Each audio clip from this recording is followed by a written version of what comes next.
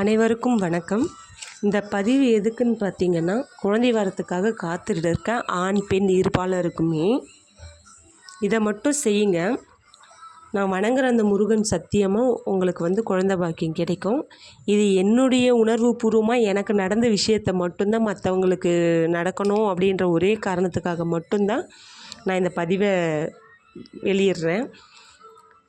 ஆமாங்க, நான் சொல்கிறத செஞ்சால் சத்தியமாக குழந்தை உண்டு. வாழ்க்கையில் எந்த செல்வம் வேணாலும் கிடைக்காம போகலாம். ஆனால் மழலை செல்வம் மட்டும் இல்லைன்னா நம்ம வாழ்ந்த வாழ்க்கைக்கு அர்த்தமே இல்லாமல் போயிடும்.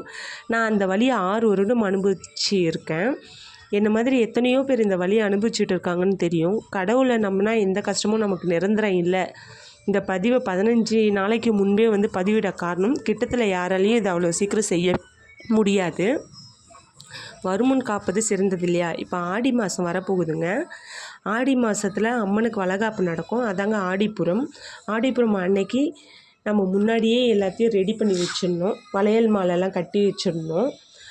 அந்த நேரத்தில் நம்ம கரெக்டாக எந்த ஒரு பதட்டமும் இல்லாமல் நல்லபடியாக செஞ்சு முடிக்கணும்னா எல்லாமே முன்கூட்டியே ரெடியாக இருந்தால் தான். இப்போ வழிபாட்டுக்கு போகலாம். ஆடிப்புறம் பார்த்திங்கன்னா இந்த வருஷம் ஆகஸ்ட் 7ஆம் தேதி வருது, புதன்கிழமை வருதுங்க.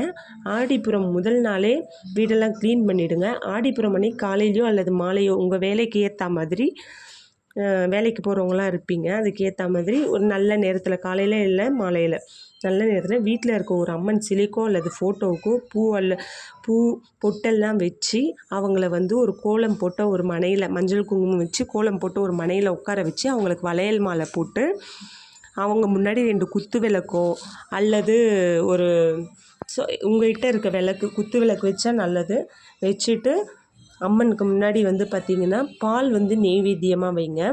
வச்சுட்டு அம்மனுக்கு வளையல் மாலை போட்டுட்டிங்களா, போட்டுட்டு அம்மன்கிட்ட வெத்தலை பாக்கு, 11 ரூபாய் காசு, தேங்காய் இதை வச்சுடுங்க. வச்சுட்டு கற்பூரம் ஏற்றி அம்மனுக்கு தீபார்த்தனை காமிச்சிட்டு மனசார வேண்டிக்கங்க. எனக்கு நீயே பிறக்கணும் அப்படின்னு மனசார வேண்டிக்கங்க. வேண்டிட்டு கற்பூரம்லாம் ஏற்றிடுங்க. கற்பூரம் குளிர்ந்த அப்புறம் நீங்கள் என்ன பண்ணுறீங்கன்னா, சாமி ஃபோட்டோவை எங்கேருந்து எடுத்தீங்களோ அதே இடத்துல வச்சுட்டு யார் குழந்தைக்காக காத்துட்ருக்கீங்களோ அந்த பெண்ணை மனையில் உட்கார வச்சுடுங்க. உட்கார வைக்கிறதுக்கு முன்னாடி அந்த பெண்ணோட மடியில் முந்தியில் தேங்காய், 11 ரூபாய் காசு, பூ, வெத்தலைப்பாக்கு, பழம் இதை வச்சு முடிஞ்சுக்கங்க. வச்சுட்டு ஒரு வளைகாப்பு பெண்ணுக்கு எப்படியெல்லாம் பண்ணுவீங்களோ நலங்கு வச்சுடுங்க, பூவால் ஆசீர்வாதம் பண்ணுங்கள். பண்ணிவிட்டு அந்த அம்மனுக்கு வளையல் மாலை போட்டோம் பார்த்திங்களா, அந்த வளையலை எடுத்து அவங்க கையில் போட்டு விடுங்க. போட்டு விட்டுட்டு வீட்டில் யார் பெரியவங்க இருக்காங்களோ, இல்லை நாங்கள் ஹஸ்பண்ட் அண்ட் ஒய்ஃப் தான் அப்படின்னிங்கன்னா தாராளமாக ஹஸ்பண்ட் காலில் விழுந்து ஆசீர்வாதம் வாங்கிக்கோங்க. நீங்கள் அவங்கள பூவில் அர்ச்சனை பண்ணி ஆசீர்வாதம் பண்ணுங்கள். கண்டிப்பாக நல்லதே நடக்கும். இதுக்கப்புறம் பார்த்திங்கன்னா அந்த மடியில் முடிஞ்சு வச்ச தேங்காய் இருக்குது பார்த்திங்களா, அந்த தேங்காவை என்ன பண்ணுறீங்கன்னா சைவ சமையலுக்கு யூஸ் பண்ணிக்கோங்க. கொஞ்ச நேரம் கழித்து எடுத்து சைவ சமையலுக்கு யூஸ் பண்ணிக்கோங்க. இதை மட்டும் செய்யுங்க. இப்போ பார்த்திங்கன்னா நம்பிக்கைன்னு ஒன்று வச்சு இந்த வழிபாடை பண்ணிங்கன்னா மட்டும்தான் இது நிறைவடையும். ஏன்னு கேட்டிங்கன்னா, நான் நம்பிக்கையோடு வச்சேன். என் மடியில் வச்ச தேங்காயை நான் தொட்டு பார்த்தேன். எனக்கு குழந்த மாதிரி எனக்கு உணர்வு பூர்வமாக தெரிஞ்சுது.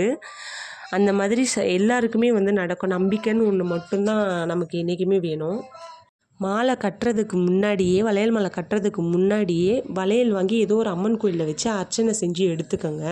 அப்படி தான் வளையல் மாலை கட்டணும். நான் எனக்கு தெரிஞ்ச ஒரு சிலருக்காக சென்னையில் இருக்க, திருவள்ளூரில் இருக்க புட்லூர் அம்மன் கோவிலில் யூடியூப்பில் சர்ச் பண்ணி பாருங்கள். அம்மன் அங்கே கர்ப்பிணியாக படுத்து இருப்பாங்க. எத்தனையோ பேர் அங்கே போய் குழந்தை வரம் வாங்கியிருக்காங்க. அவங்களுக்கு, எனக்கு தெரிஞ்சவங்களுக்காக நான் அங்கே போய் வளையல் அர்ச்சனை செஞ்சு கொரியர் செய்யலான்ட்டு இருக்கேன். இந்த வீடியோ பார்க்குறவங்களுக்கு அர்ச்சனை செஞ்சு வளையல் வேணும்னாலும் ஸ்க்ரீனில் தெரியல, இல்லை டிஸ்கிரிப்ஷனில் உங்களுக்கு நான் நம்பர் தரேன். இந்த நம்பருக்கு வாட்ஸ்அப் பண்ணுங்கள். வளையல் மாலை கட்ட தெரியலனாலும் நானே சாமிக்கிட்ட புட்லூர் போய் அர்ச்சனை பண்ணி வளையல் மாலையை கட்டி உங்களுக்கு நான் சென்ட் பண்ணுறேன். நன்றி. ஓம் சரவண பவா. நல்லதே நடக்கும்.